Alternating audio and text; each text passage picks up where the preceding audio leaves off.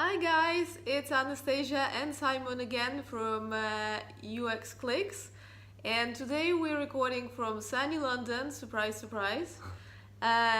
Things we want to talk about today are related to communication between UX designers and other teams. Some people were saying, well, I go and talk to developers, they don't really understand me, talk to business analysts, they don't get me. Product owners also don't understand me. So today just wanted to quickly cover that subject because it seems like it's a problem for many people. We again had a bit of a brainstorming session and just wanted to share our experience with you guys. So what I wanted to say is it's when you talk about design to other people who are not designers, it's like I think good analogy is when you're a doctor, right? You wouldn't be talking to other people who are not doctors using very medical language and terminology that other people don't understand who are not from your field. So if you are a designer and you're talking to people who are not designers, try not to use very specific design language. There's a better communication if you try to use their natural language. So another thing you can do is when you join a new company, you can try to observe and listen what is the natural language of that team or people that you have meetings with.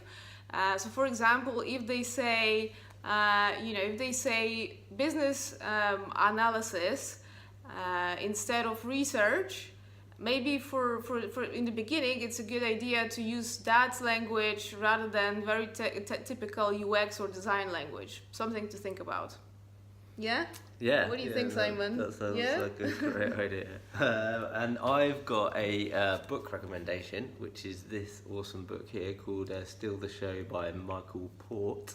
And it's great. It's kind of talks about presenting and speaking and interviews and I guess some key takeaways. You should definitely read this book, but key takeaways are about preparing, knowing kind of what you want to say, practice your presentation, and most importantly, the kind of best way to get across some complex information is through storytelling. So whatever you can do when prepping for a meeting or big presentation, think about how you can kind of communicate some of the more complex subject through stories. It makes it much easier for people to understand what you're talking about and kind of take on board your advice, opinions, ideas, concepts.